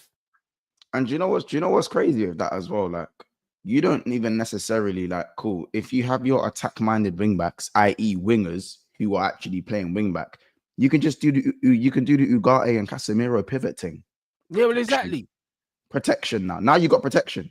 Because then if you look at it as well, if you move those two midfielders slightly wider, or one of them comes wide, they can actually. So whatever side the ball is actually on, one of the midfielders actually covers the wide area that's in behind on the other side. You can just cover. You know what I'm saying? But this is how they play. This is the system, bro. And then what happens is when you're defending, you just do this. This slides here. That slides here. That slides here. That slides here. And that's your defense. You defend in a 5-4-1. That's how you're supposed to defend in this system. Literally, that's all this is, bro. But the problem is with Amorim, this guy's trying to build up here an attack with defender. Rasmus is a defender for the other team. Then you got Xerxes, and Ericsson or whoever, bro. That's not enough, bro. No, that's not scaring no defense. It's not scaring no defense. It's not, especially when also the players don't score goals anyway.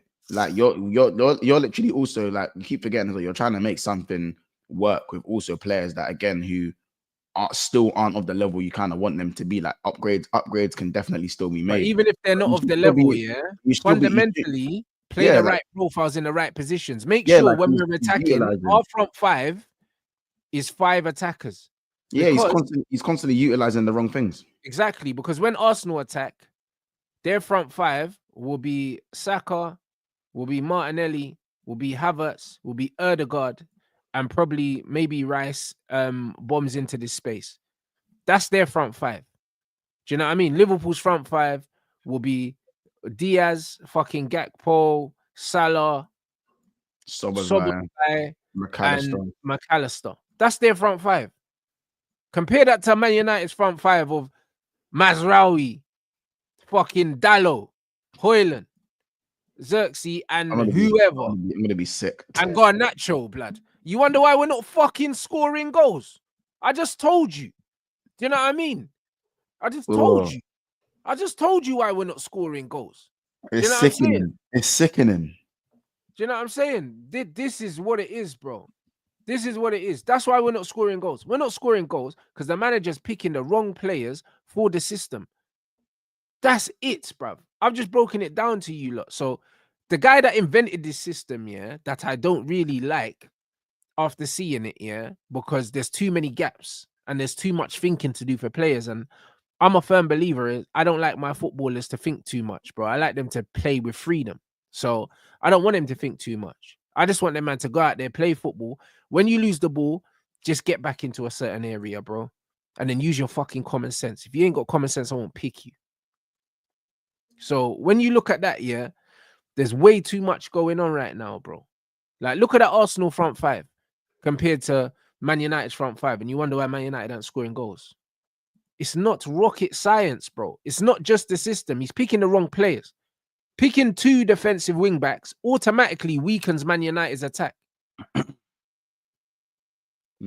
Automatically, it weakens it. So what are we doing?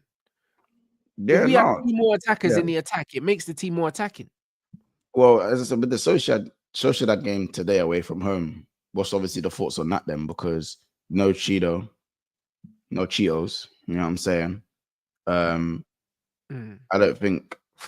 I don't know who you have that's not available. You don't think you have any mad injuries outside of Ahmad? No, and Dorgu's available for this game and not the next one because he's suspended in the league, so he'll definitely play. So, bro, it's one of them ones where we can still put up out a decent team, but it's a don't lose thing, isn't it? Yeah, it's just a don't lose thing, bro. But I just don't trust him, bro. I just don't trust him to set up and do what's needed, bro. After I seen what Arne Slot did, he still don't have his own players, by the way, guys. Do you know what I'm saying? So I've seen what Arne Slot did yesterday in a game where he looked at the other team and he said, all right, this is how we're going to set up. He got the win. I know that this manager is going to set the team up to play one way, win, lose, or draw, and he's just going to say, fuck it, innit? We're just going to play that. I don't know how it's going to turn out. It's like saying, yeah, cool, you played how I want you to play. You lost 5-0. Well done. You played how I want that's it.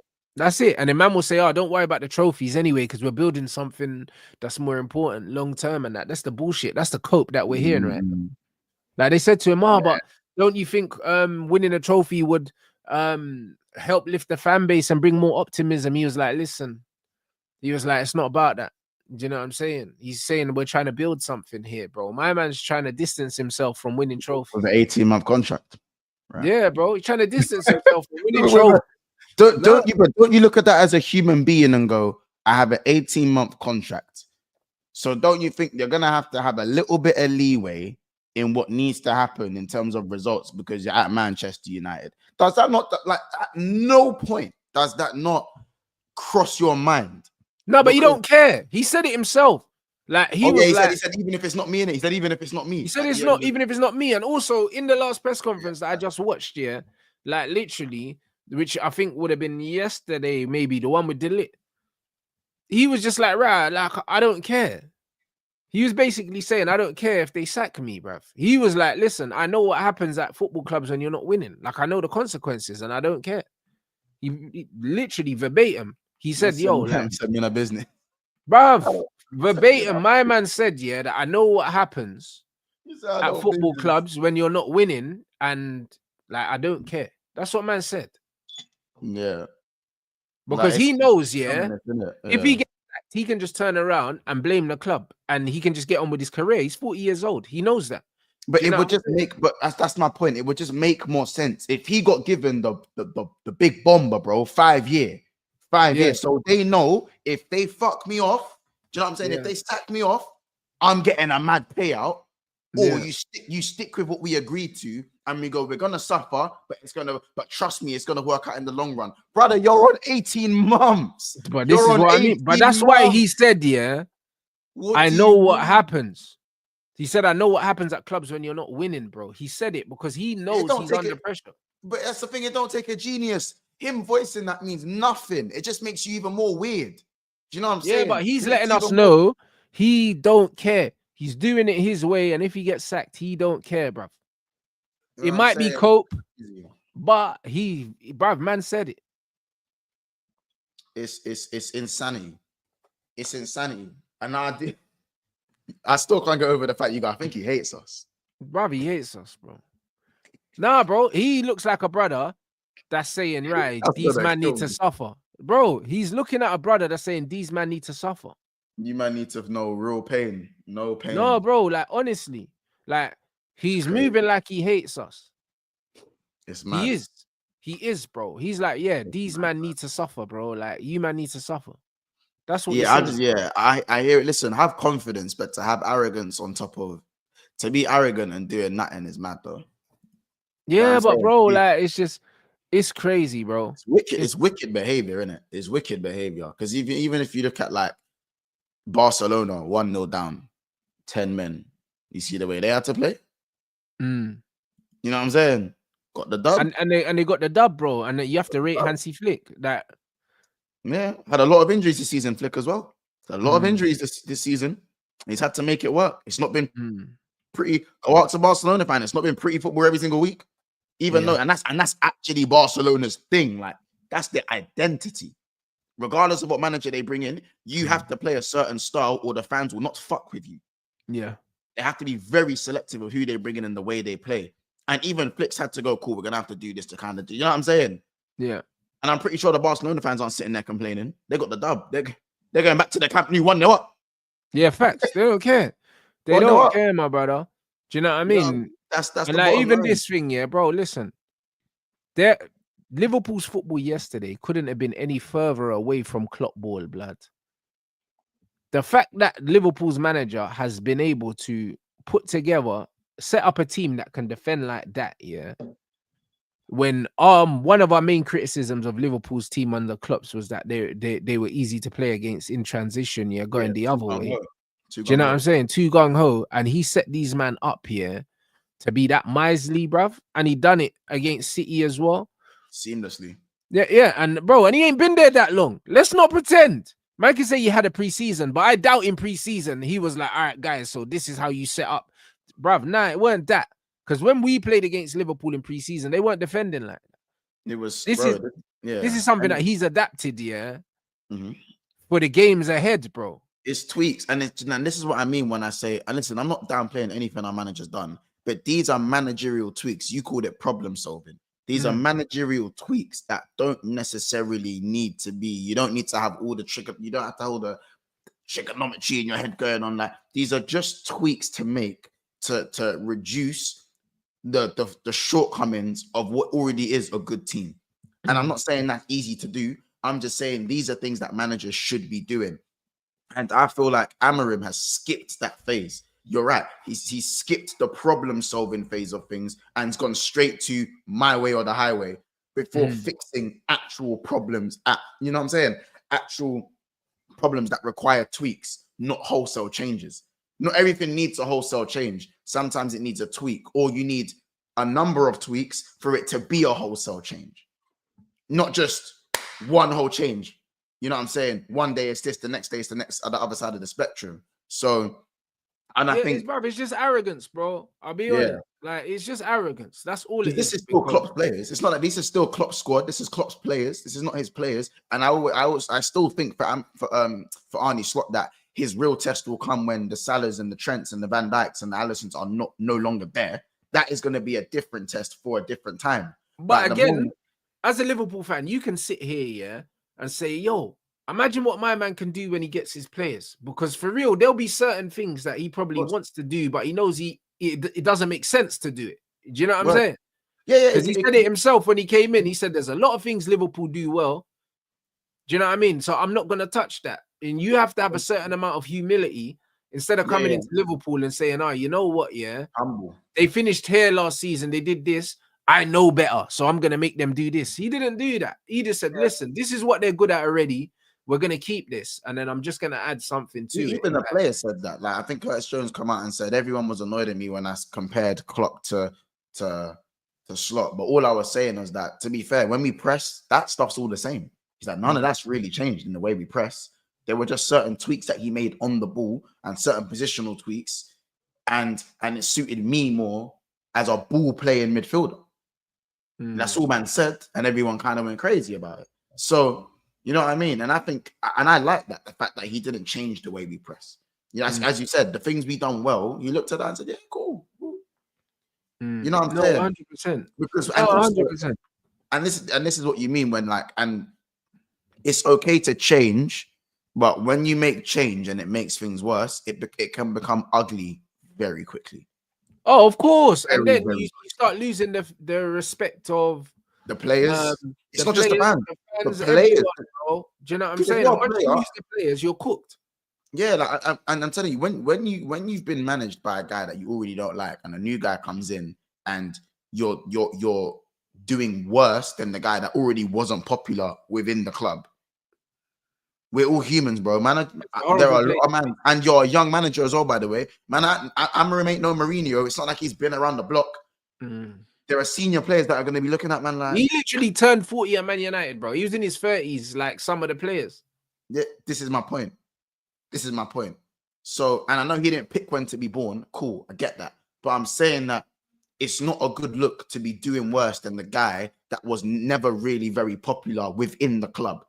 Amongst the players. Do you know what I'm saying? You've lost certain players because of the previous guy that was here. You know what I'm saying? Good players as well. So to come in and do worse and still be stubborn and have an era of arrogance without any sort of or any form of success that can really touch certain man's like, bro, cool, you won the Portuguese League, you got a 5-time Champions League winner and that you get in your midfield, bro. What we doing there? You know what I'm saying? The thing is, think about it this way. How do you convince Man United players that this system is the right system when all we do is lose in it? Do you know what I'm saying? You know what they say about first impressions, guys? Do you know what I'm saying? You got to put your best foot forward. The only way you get buy-in, the only way you get buy-in from players is if you come in and you start winning immediately. It's the only way.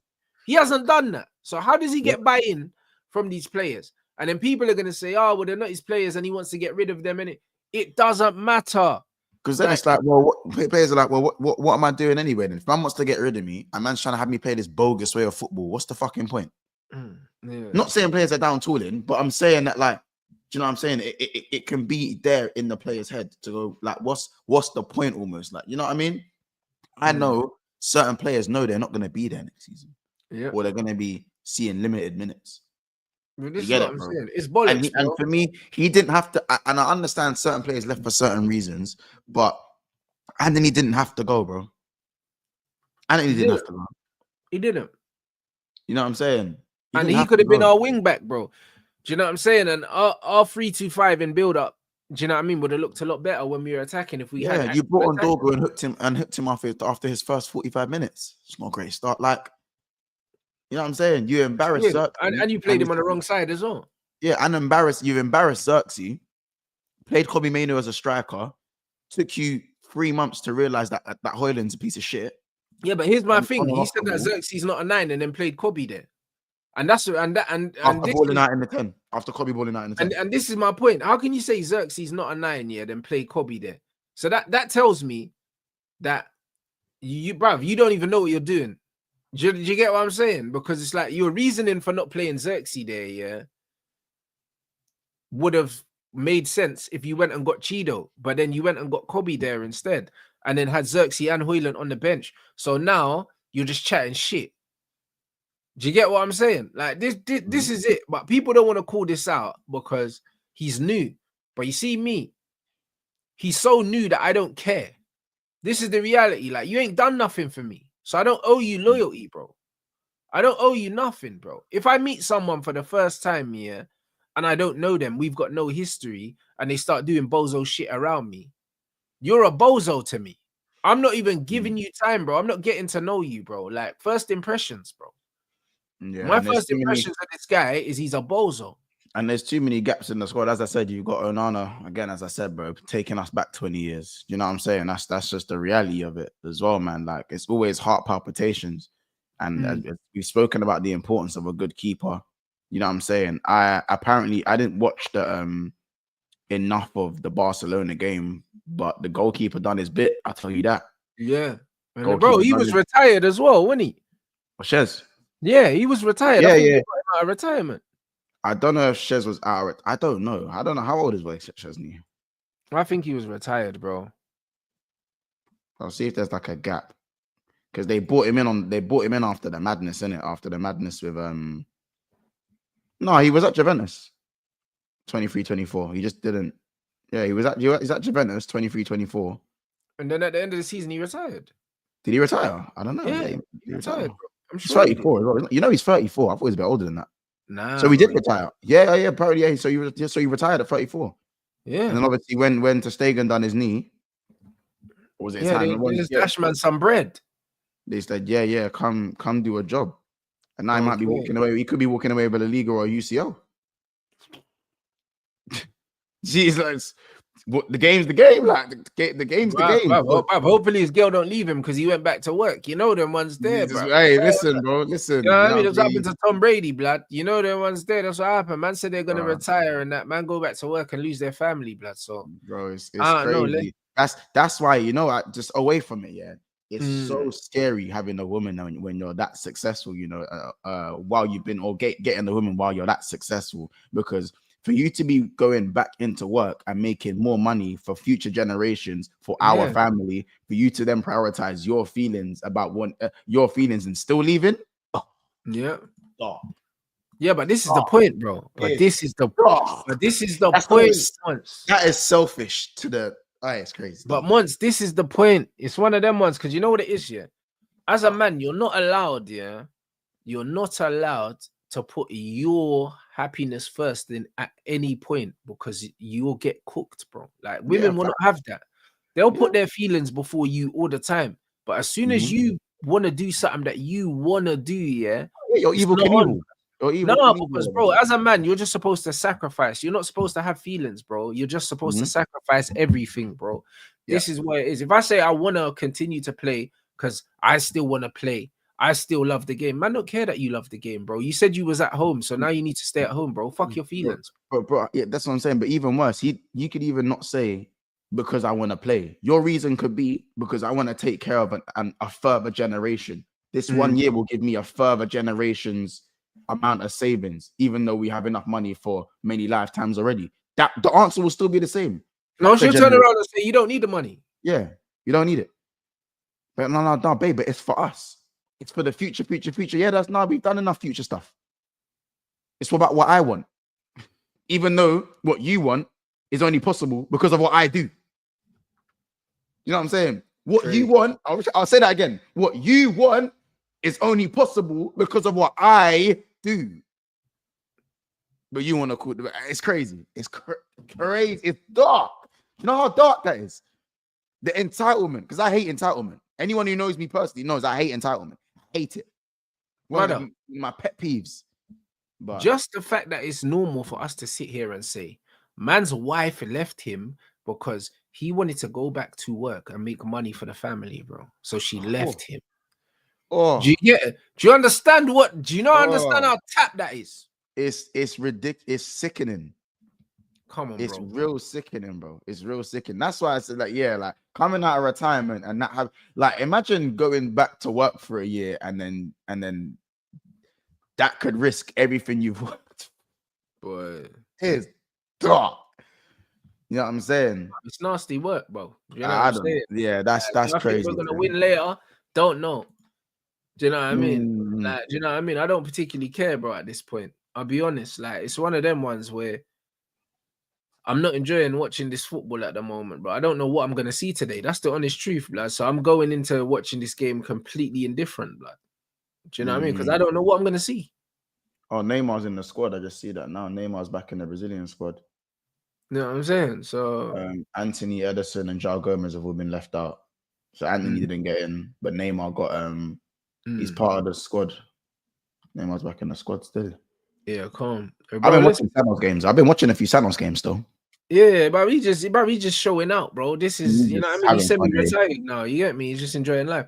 Bro, it don't matter if she had more money, bro. Because at the end of the day, if a woman's got more money than you, it means nothing, bro. Because your money is the family's money. Your money is our money, bro. And her money is her money is her money, yeah. And it's always been like that. So it doesn't matter if a woman's got more money than you. Do you know what I'm saying? Yeah. It doesn't matter because her money she spends on herself, yeah, and your money she spends on the family, bro. As a man, she's still gonna expect you to pay for dinner, bro. Yeah. Like, so it doesn't matter. Do you know what I'm saying? Like, he wasn't a kept man, blood. He was paying for both of them, and she just had her money parked off. So it doesn't really matter. Yeah, that's it. And as you said, your feelings don't really matter. You're just a sacrifice, and it's about it's obviously it's selfish, isn't it? But because he's Tom Brady, it's one of them ones where like man's just gonna be asked to affirm that. You know what I'm saying? That's it, bro. Like, fuck your feelings, broski. That's what it is. It's fuck your feelings, and bro. you know what it is? When you said you were retiring, so retire, bro. And stuff like that, yeah, is deep rooted as well. Like, there's a point where, because he's probably got how many kids of her? How many kids he got of her? I don't know, like 3 or something like that. Yeah, like, bro, when that's the mother of your 3 children and that, he probably already knows, like, this is dead, but that's my wife for 3 youths, innit? Yeah, you know that's what I'm saying? Man, I'm already clocked it, but it's too late now, bro. It's too late. You know what I'm saying? It's too late. So, you know, what can you do in that situation now? You know what I'm saying? Like, you kind of have to just happy wife, happy life it, and understand what it is in your position of power. In your position. That's why unfortunately, man, you striving for that big boy success, you got to find someone before it gets to that. And then even then there's a chance of them being a prick. So no fact. Even then they can still, because they can become a prick because they're not used to that sort of lifestyle. So they can become a prick. You know what I'm saying? 100. I ain't condoning cheating, but trust me, there's reasons to why a lot of these men, there's a lot of these men just go out and cheat anyways, because their wife will probably leave them the second they want to work for an extra year. You know what I'm saying? I ain't saying that's why. Listen, you get it, bro. There's a reason why. Listen, not every cheater's there's certain man. There's a reason why certain men do certain stuff, because they know why the woman's with them. No facts. Do you know what I'm saying? Like, I ain't condoning it, but the game's the game. Listen, man, that's why I say, man, them always know what time it is. Always know who you are, blood. Yeah, bro. Enzo Fernandez thing, bro. Playboy Enzo, blood. You know what I'm saying? But he's man of the matches. Yeah, but he got that bachelor bounce here, but it didn't last long either. You know that. Yeah. He had the little bachelor bounce for like 3 weeks, and then he took her back. I swear. Yeah, he's back with her. Yeah, bro, because he's like, yo, I gotta make my own lunch and that. You know that, man. Yeah. Trust me, he thought it was gonna be fun, bro. But I swear down, it's like it's not fun no more. Do you know what I'm saying? He went on a few nights out and that he got it out his system, and he was like, actually, this is dead. Yeah, it's just dead now, man. You know what I'm Do you saying? know what They I'm go back to saying? the misses and that. Yeah, That's what I'm saying. Yeah, couple probably proper a couple low grade chops, and he thought, oh, yeah, this ain't really it. You know what I'm Yeah, he said, saying? this ain't it, man. Do you know You what know I what mean? I'm These girls saying? don't even really like me like that. They know who I am, bro. Do you know what I'm saying? They're just, Yeah, bro, I'm just a meal ticket, bro. You know what I'm saying? He they got don't used like a me. few times and he was like, yeah, this is long. I know for a fact Enzo said he did this one. He's like, you know what? As he said, like, man, these girls don't even know what I like. And I'll be real, these BBLs don't even move half the time. Yeah. No, I hear it, bro. BBLs like, he probably aren't even linked in a few proportion. I can't Instagram do this. things. He probably linked a few things on Instagram and were like, right, they don't look like their pictures, bro. Like this, yeah, this ain't doing it, you know. Yeah, he's You like, know what I'm raw, this saying? isn't what the rappers are rapping about when it comes to the BBLs. the rappers, they lied to me, bro. They lied to me, cuz. Yeah, this is crazy, bro. No, You know that's what I'm actually saying? mental, bro. It's dark. Like it's real dark. You know what I'm No. saying? And it is what it is. And as I said, these days, man, he probably could be asked to wrap up. He's probably thinking, fuck's sake, man, this is dead. It's all long. It's all long, bro. This is You dead. said I'm bunny. having to sign NDAs and I can't be asked. Hey, where's my missus? Like, babes, I'm coming home, man. No, I hear it, bro. It's Coming the home. best thing to do. You know what I mean? It's the best thing to do. You lot run up these lights, man. Yeah, Before man kick, bro. Man have to talk about another Salah stinker and hooked, bro. You know what I'm saying, bro? I swear down, yeah. It's yeah, like, he was shit today, man. bro, them performances that he puts, bro. More often than not, that's how he plays, though. This is what. Not that bad. No, bro. He's Beat him rubbish up, every game, blood. Like the difference was he didn't score, like, and he Nah, didn't get an assist. Newcastle, he was good. City, he was good. Nah, but he's rubbish though, man. I'll be honest. Like, Nah, he's not. No amount of GA will twang me about this Mo Salah guy, bro. Like, bruv, Bro, you know how I know his shit as Ramadan, well. bro. Yeah? Ramadan, bro. You know how I know his shit. But listen, it's fine, bruv. God understands, bro. This is a conversation that needs to be had. Listen, I hear it, but if we're Salah FC, then why did we win? That's my one. Listen to what I'm saying. Yeah, like when Liverpool got on the edge of PSG's box compared to when PSG got on the edge of Liverpool's, you saw the level, yeah, in quality, the difference in terms of technical ability. It was fucking chalk and cheese in it. We've seen it. And Salah on the ball is awful, blood. Even that pass he should have played to Nunes, yeah? Bro, you had one job, you know. You had one job. He makes that pass usually all the time. Yeah, but the point is, massive moment, he didn't make it. That's the point. Yeah. Like, it doesn't matter, like, if he makes it all the time, yeah, against flipping Bournemouth and that, bro. Like, this is PSG away from home. But in terms of in big games, he's turned up in most big games this season. So, like, that's why I say when I say, hey, bro, listen, you haven't had a game bigger than this game, so it doesn't matter. You haven't had a game bigger than this game. You haven't. Do you know what I'm saying? Like, away from home at PSG, this is the biggest game we've had this season. It was an easy pass to play. I'm not going to pretend it was a difficult pass. It wasn't difficult. He had space. He had space to hit, yeah. And technically, yeah, his lack of technical efficiency lets him down, yeah, more often than not. The difference is, yeah, in other games against lesser teams, he has more chances. He has more opportunities to play that pass. So he'll end up getting a goal or assist. But in a game like that where Liverpool have so little of the ball, everything that he does, yeah, is amplified. And he was nowhere, bro. And in games where Liverpool are not dominating teams and are not all over other teams, bro, he looks like that.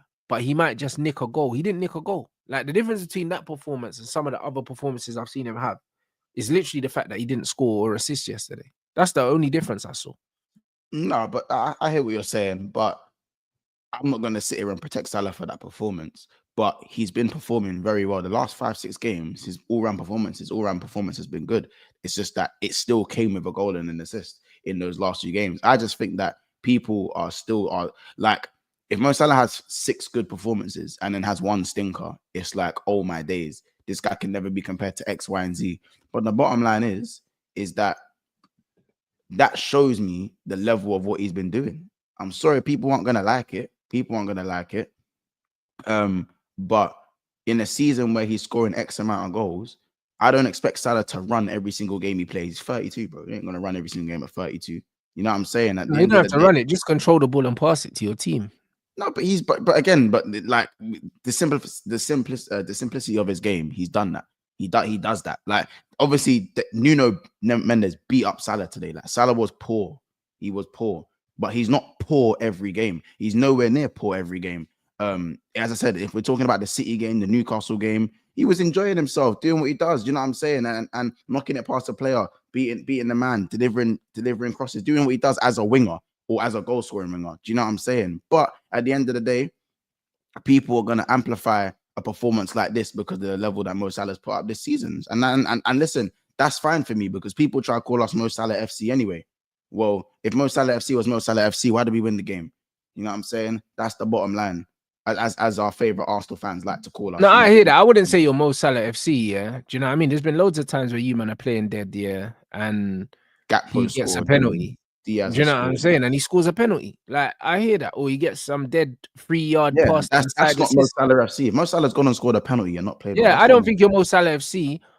But bro, you gotta understand, you're not Mo Salah FC any more than we're Bruno FC. But what people need to understand is, yeah, when a player is seen to be getting regular numbers for a team, yeah, people think that this said player is carrying said team when that's not the reality of how football works. Just because you're involved in something, it doesn't mean that you're the cause of something.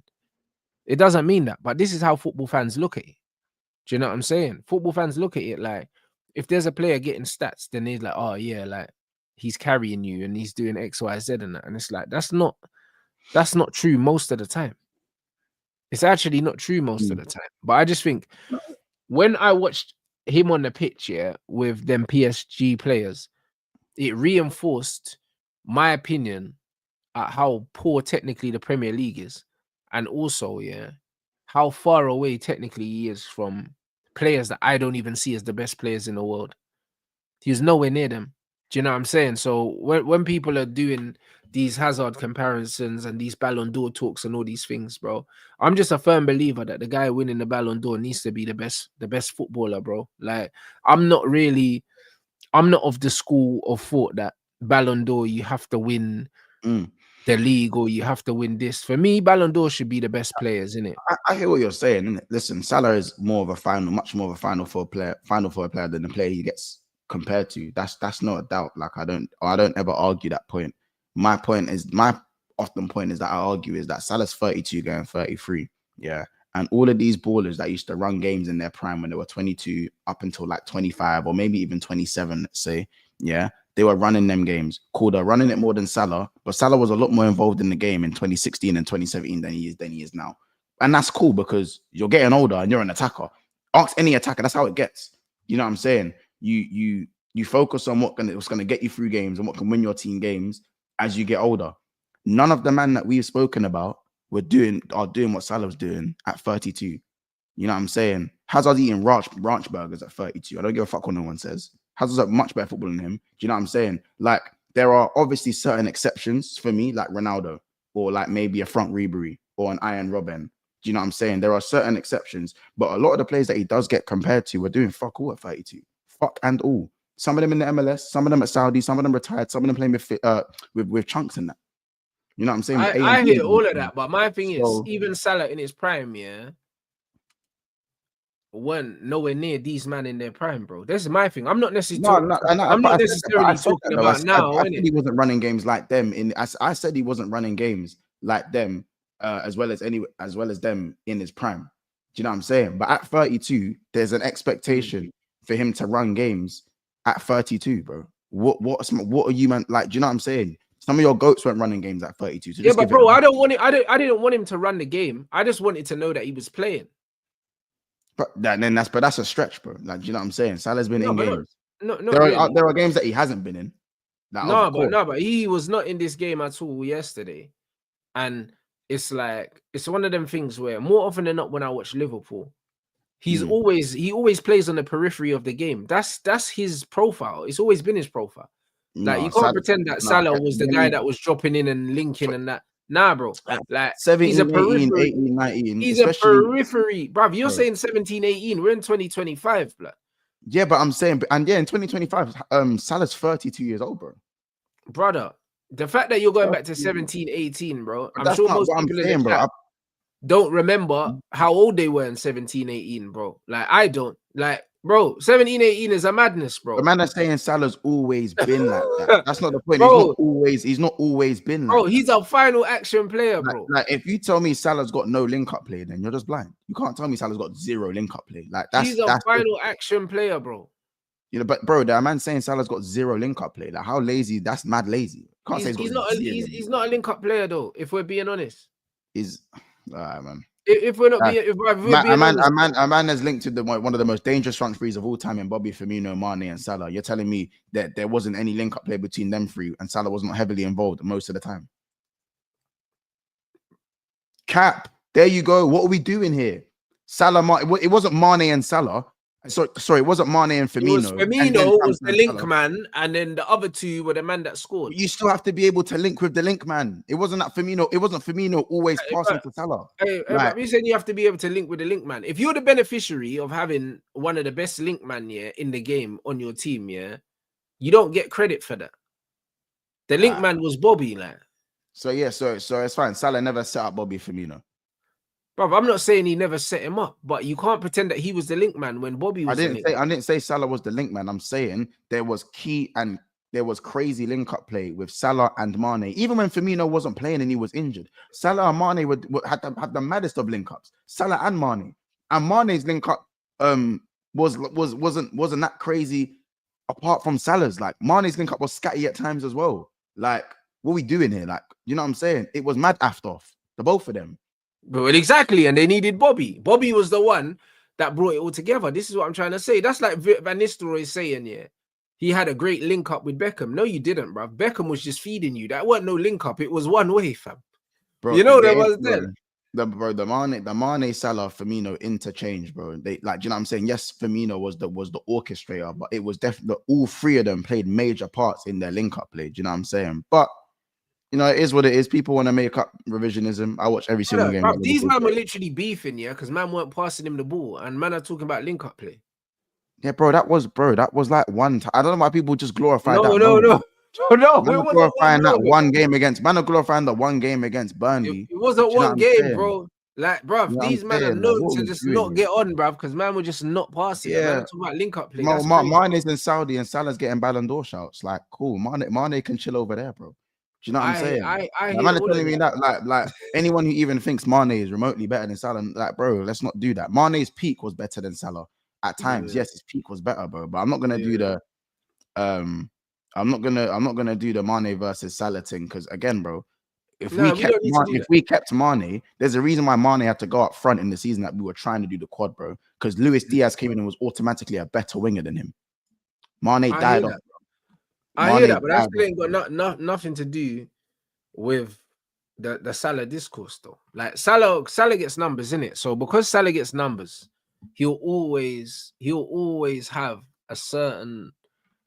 He'll be seen through a certain lens, no matter what, because he gets numbers, innit? Like this is just what it is. But what I'm not gonna do is I'm not gonna allow people to tell me that he was a certain kind of player that he wasn't, because I know what he is and I know what he was, and he was a high output player. Do you know what I mean? That's what he was. That's what he still is. Do you know what I'm saying? But I'm not gonna pretend that like a lot of the times, when he was getting this output, he wasn't doing anything else. Because a lot of time he wasn't.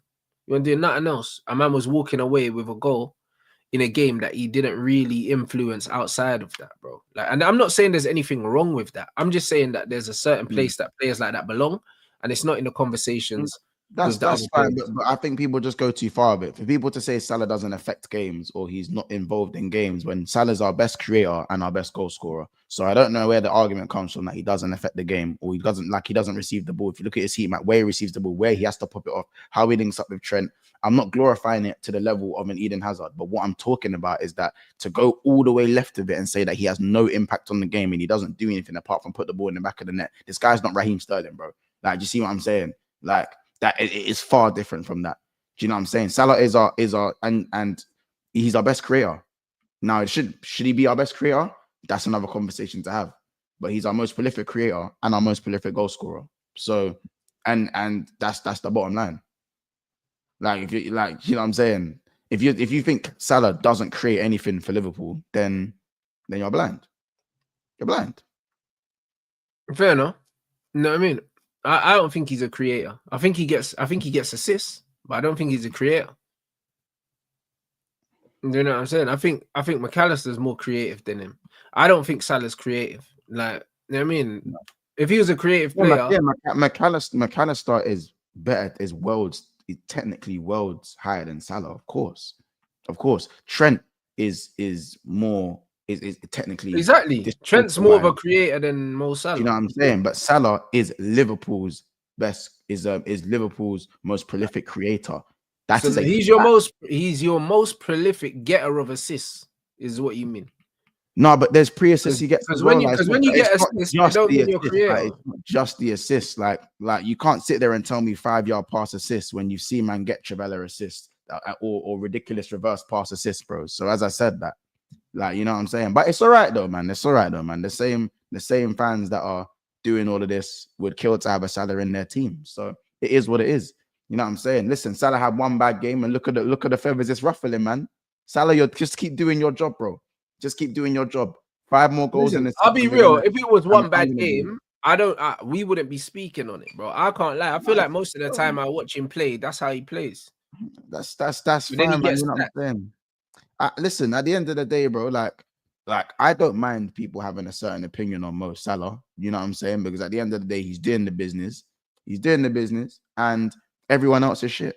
So therefore, whatever he's doing must be right. And as we said, Rants, we spoke about it today. There's more than one way to skin a cat. No, I hear it. You know what I'm saying? And at 32, I've never expected Salah to be running games. I don't need him to run games. Hopefully, if we go and get like a Mohamed Kudus as his replacement, then we can run. Then I want to talk about, you know what I'm saying? Because his output's not going to be as good as Salah's. So I'm going to need him to be running games. You know what I'm saying? I'm going to need whoever comes in for Salah to be running games. Because you're for sure not going to be getting the same numbers. No, you know what I'm saying? And you're probably going to be younger. We're not exactly going to sign someone who's 32, are they? You know what I'm saying? So, you know what I'm saying? And I understand. And for me, what Salah stands for isn't necessarily my style. And Rants, you know that, which is why you like to have the conversation with me, because you know it's a bias. There's a bias towards it, which I clearly admit. But at the end of the day, he's doing the business. And right now, there's a lot of men who are technically better than Salah that aren't doing the business. So, you know, it just depends on whose name's going to be etched on top of these trophies at the end and who gets your dubs. So no, I hear it. It's what it is, man. You know, yeah, that is what it is. You know what I'm saying? As I said Chucky's top 3 dribblers in world football, and I've been castrated for that recently. So I said Vitinha's better than Bellingham. I got castrated for that. Yeah, but no one that knows football is going to disagree with that, though, bro. No, yeah, exactly. Well, you'd be surprised, but yeah. What do we call them, mutants? Yeah, but Bellingham's a scrub, man. Of course he's better than Vitinha, bro. Like, I mean, he's not better than Vitinha. Like, how could he be better than Vitinha, bro? That doesn't make no sense. Anyone that would argue that Bellingham's better than Vitinha, like, they're not a football fan anyway. So it doesn't really matter. Like, man can't be arguing with these men over shit like this. That's crazy, bro. That doesn't make no sense, bro. Vitinha's top 3 midfielders in the game for me right now. So, like, yeah, I don't know, bro. Do you know what I mean? But no, that's fairs, man. But yo, people, them, hey, run up these lights, you know. Apparently, he said something mad, you know. Who did? Van Dijk said to Luis Campos, "It's not League One, bro." Yeah, but what was that in context to, though? I think he said something. I think he was saying something about the penalty, and he just said mad cheeky that. I think he's saying red card or penalty. And he's like, "Bro, this ain't League One, bro. Shut up." The kind of thing, like. Okay. Cheeky still. It's very cheeky. Yeah, man said this ain't League One. That's crazy. League One. Yeah. That's cheeky though. I do not lose at Anfield now, but please for life. That's funny, you know. Don't you fucking dare. Don't you fucking dare. Don't open your mouth, bro. Don't you fucking dare. We're gonna every time man I've opened their mouth in the champs, it ain't gone well, bro. Yeah. It ain't gone well, bro. It ain't. But yeah, you got smash the like button though, man. That's it. What you got coming up anyway? Yeah, I've got a quick 40-minute show. Obviously, going into a bit more detail about the Liverpool game, and we're obviously do a little. We're going to talk on Man United a bit with Cass and Hooks, just 40 minutes, and then obviously after that, we're live at 10 for the Man United, Real Sociedad, match reaction. So you know what I'm saying, Zubamendi watch. You know what I'm saying, Zubamendi watching them and them things there. But yeah, man, we're gonna be reacting to the Man United game right after it's done. So yeah, Say man, no more. Good. That's it, people. So yeah, we're gonna redirect over there, and then I'll be back at 5:15 for United, bruv. Do you know what I mean? So is there early kickoff? Early kickoff, which is great, which means I'll finish early, blood, and I get to chill this evening, blood. I didn't even know it was an early kickoff. You know, I said 10 right after, assuming it was at 8 o'clock. Fair enough. I didn't even know that. 5:45 kickoffs is dark, man. Rants, come back to the champs, man. Come back to the champs, cuz. It's crazy. He's early. But at least I'm not at work. You know the ones. I hear it. I have to get home and that, bro. Man are hearing, man are 1-0 down on the train and that. You know on the train, yeah, bro. That man listening to the radio and they're whipping that in traffic and that. Yeah, no, it's nuts, bro. You know what I mean? So, yeah, it's awful. Traffic. On the radio. It's crazy. It's awful, man. So yeah, man, big up everyone inside. Make sure you drop a Rants raid. Do you know what I'm saying? And yeah, bruv, I'm gonna see you guys back here